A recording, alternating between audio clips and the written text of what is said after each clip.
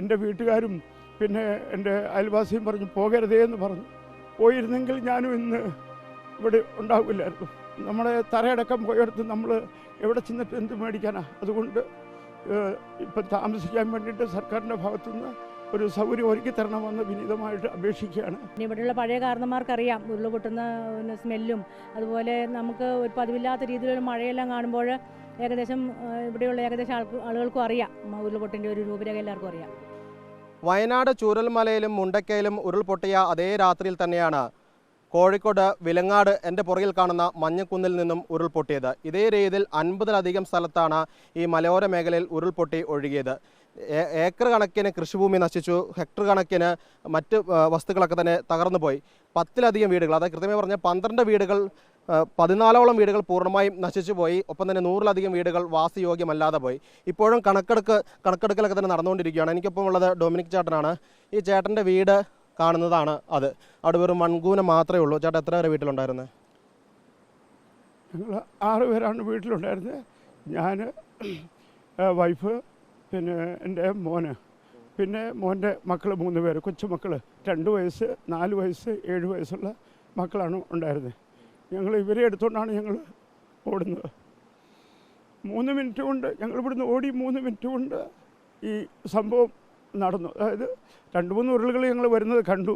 പക്ഷേ ഞങ്ങൾക്ക് ഇത്രയും ഭയാനകമായ ഉരുൾ ഞങ്ങൾ ആ വീട്ടിൽ ചെന്ന് കയറി കഴിഞ്ഞപ്പോഴാണ് എൻ്റെ മൊബൈലും ഇതെല്ലാം നഷ്ടപ്പെട്ടതാണ്. എനിക്ക് ഓരോരുത്തർ കൊണ്ട് തന്നതാണ് മൊബൈൽ.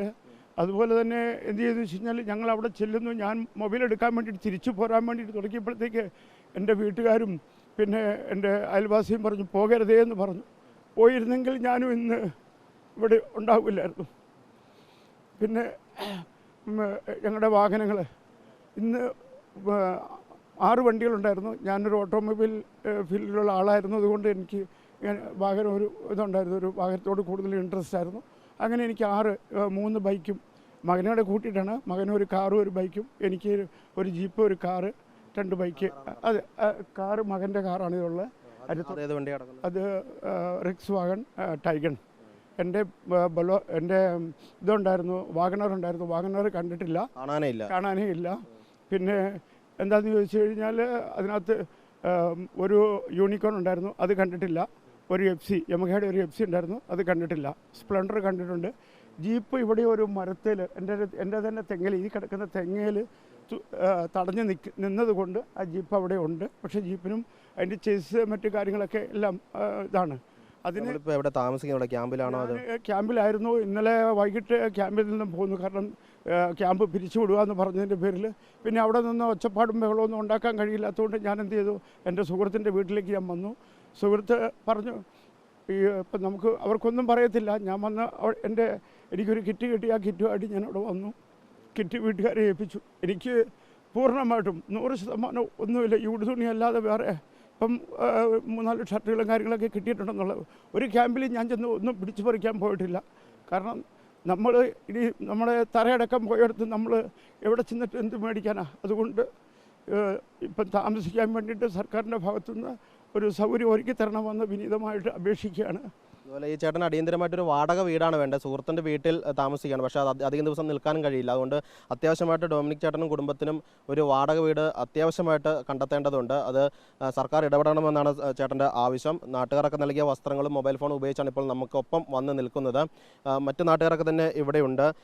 എല്ലാവരും ജാഗ്രത കാണിച്ചുകൊണ്ട് മാത്രമാണ് വയനാടിന് സംഭവിച്ച പോലെ മനുഷ്യജീവനുകൾ ഇവിടെ പൊലിയാതിരുന്നത്. കാരണം ഉരുൾപൊട്ടുന്നു എന്ന ഒരു സൂചന കിട്ടിയപ്പോൾ തന്നെ മാത്യു ഉൾപ്പെടെ ഇറങ്ങി ആളുകളോട് മറ്റ് വീടുകളിലേക്ക് മാറാൻ വേണ്ടി പറഞ്ഞു. ആ സമയത്താണ് മാത്യു ഈ സ്ഥലത്ത് നിന്ന് ഉരുൾപൊട്ടി ഒഴുകിപ്പോവുകയും മാത്യു നമുക്ക് നഷ്ടമാവുകയും ചെയ്തിരിക്കുന്നത്. കുറേ ആളുകൾ ചേച്ചിയുടെ വീട്ടിൽ, ബീന ചേച്ചിയുടെ വീട്ടിലേക്കല്ല വന്നത്. വീടിൻ്റെ താഴ്ഭാഗത്തോട്ട് 10-15 വീടുകളുണ്ട്. ഉരുൾപൊട്ടി ഫോൺ കോൾ വിളിച്ച് എല്ലാവരും അറിയിച്ചു. എല്ലാവരും ഓടി ഞങ്ങളുടെ വീട്ടിൽ വന്നു.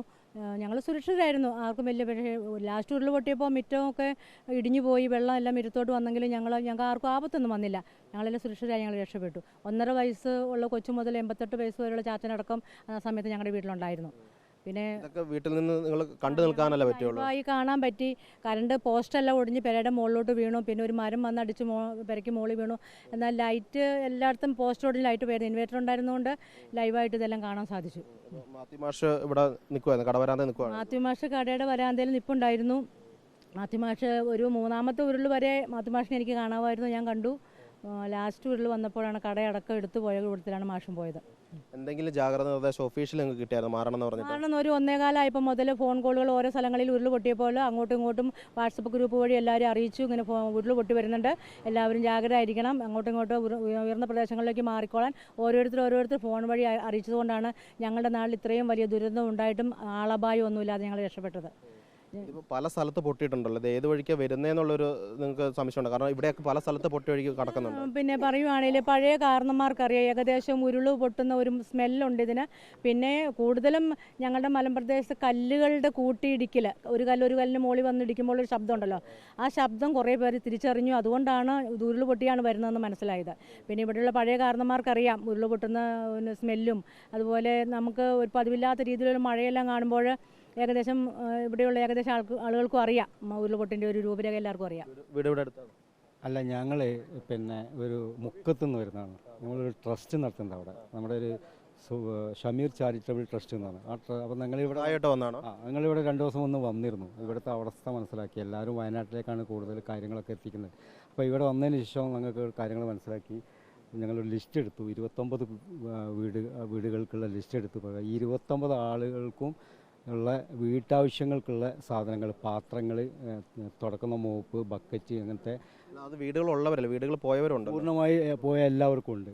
അത് ചേട്ടൻ്റെ കയ്യിൽ ലിസ്റ്റ് ഉണ്ട്. ആ ലിസ്റ്റ് പ്രകാരം ഒരു 15ഓളം കിറ്റ് ഇപ്പം നമ്മൾ താഴെ കിറ്റ് കൊണ്ടുവന്ന് വെച്ചിട്ടുണ്ട്. എല്ലാവരും വയനാട്ടിലേക്ക് ശ്രദ്ധ കേന്ദ്രീകരിക്കുന്നു. ഒപ്പം വയനാടിന് മാത്രമല്ല വിലങ്ങാടിനും ശ്രദ്ധ വേണം. ഇതുപോലെ കോഴിക്കോട് മുക്കത്തുനിന്ന് വന്ന സന്നദ്ധ പ്രവർത്തകരും ഒക്കെ ആളുകളാണ്. അങ്ങനെ ഉള്ള ആളുകൾ ഇനിയും വിലങ്ങാടേക്ക് വരണം. കാരണം ഇവർക്കൊക്കെ സഹായം വേണ്ടതാണ്. ഇവരുടെ ജീവൻ മാത്രമേ ബാക്കിയുള്ളൂ.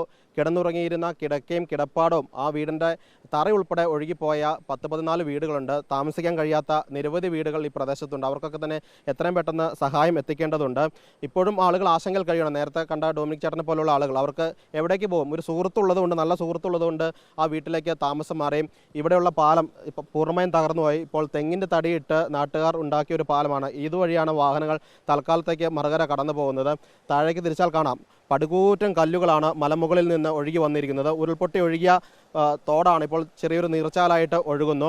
ഈ വലത്തേക്ക് തിരിച്ചാൽ ഈ പടുകൂറ്റൻ കല്ലുകളാണ് മലമുകളിൽ നിന്ന് താഴോട്ട് ഉരുണ്ട് വന്നിരിക്കുന്നത്. താഴോട്ടൊക്കെ വലിയ ഗർത്തങ്ങളാണ്. ഇത് വാണിമേൽ പഞ്ചായത്താണ് ഈ വിലങ്ങാടുള്ളത്. പക്ഷേ വാണിമേൽ പഞ്ചായത്തിൽ മാത്രമല്ല, ഈ വാണിമേലിന് ചുറ്റുമുള്ള നരിപ്പറ്റ, വേളം പോലുള്ള സമീപ പഞ്ചായത്ത് 5ഓളം പഞ്ചായത്തുകളെ ഈ ഉരുൾപൊട്ടൽ ബാധിച്ചിട്ടുണ്ട്. നേരത്തെ പറഞ്ഞതുപോലെ ഡ്രോൺ വെച്ച് പരിശോധിച്ച സമയത്ത് 50-ലധികം സ്ഥലങ്ങളിൽ നിന്നാണ് ഈ ഉരുൾപൊട്ടി ഒഴുകി വന്നിരിക്കുന്നത്. അങ്ങനെ കൃഷി 162 ഹെക്ടറോളം കൃഷിയാണ് നശിച്ചത്. അത് പ്രാഥമിക കണക്ക് മാത്രമാണ്.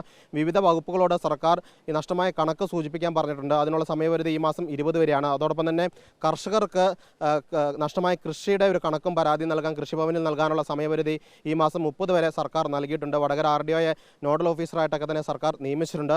അങ്ങനെയൊക്കെ നിൽക്കുമ്പോഴും ആളുകൾക്ക് ആശങ്ക, അവർക്ക് സുരക്ഷിതമായി കിടന്നുറങ്ങാൻ ഒരു വീട് വേണമെന്നാണ്. സർക്കാർ വീട് നൽകുമെന്ന് പറയുന്നു, ഒപ്പം വാടക വീട് ഒരുക്കുമെന്ന് പറയുന്നു. നേരത്തെ കണ്ട ഡൊമിനിക് ചേട്ടനെ പോലുള്ള ആളുകൾ ഇപ്പോഴും ആശങ്കയോടെ ഈ ദുരന്ത ഭൂമിയിൽ നിൽക്കുകയാണ്. കാരണം അവർ കാണിച്ചൊരു ജാഗ്രത കാരണമാണ് മിനിറ്റുകളുടെ സെക്കൻഡിലാണ് ഡൊമിനിക് ചേട്ടനും കുടുംബവും ഈ അപകടത്തിൽ നിന്ന് രക്ഷപ്പെട്ടത്.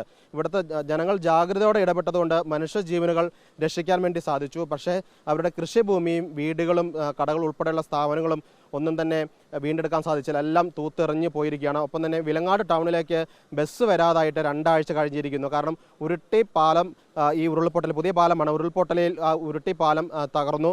അങ്ങനെയാണ് ബസ് കടന്നു വരാൻ കഴിയാത്തത്. അതോടുകൂടി വിലങ്ങാട് അങ്ങാടി നിശ്ചലമായ അവസ്ഥയിലാണ്. വലിയ വാഹനം കടന്നു വരുന്നില്ല. അതുകൊണ്ട് വിലങ്ങാട് അങ്ങാടി നിശ്ചലമാണ്. അതുകൊണ്ട് ഇവിടേക്കുള്ള ബസ് ഉൾപ്പെടെയുള്ള ഗതാഗത സംവിധാനം ഉടൻ പുനഃസ്ഥാപിക്കാനുള്ള നടപടി വേണമെന്ന് പറയുന്നു. KECBയുടെ 100-ലധികം വൈദ്യുതി തൂണുകളാണ് തകർന്നത്. അതൊക്കെ തന്നെ KECB പെട്ടെന്ന് അത് നന്നാക്കി ഇവിടത്തേക്കുള്ള വൈദ്യുതി ബന്ധം പെട്ടെന്ന് തന്നെ പുനഃസ്ഥാപിക്കുകയും ചെയ്തിരുന്നു. അതുകൊണ്ട് തന്നെ കിടന്നുറങ്ങാനുള്ള കിടപ്പാടം, വിലങ്ങാട് അങ്ങാടിയിലേക്കുള്ള ബസ് ഉൾപ്പെടെയുള്ള ഗതാഗത സംവിധാനം പുനഃസ്ഥാപിക്കുക തുടങ്ങിയ അടിയന്തര ആവശ്യങ്ങളാണ് ഈ വിലങ്ങാട്ട് ജനങ്ങൾ ആവശ്യപ്പെടുന്നത്. വിലങ്ങാട് നിന്നും വീഡിയോ ജേർണലിസ്റ്റ് ജിബേഷിനൊപ്പം reporter Sinoj Thomas, in reporter.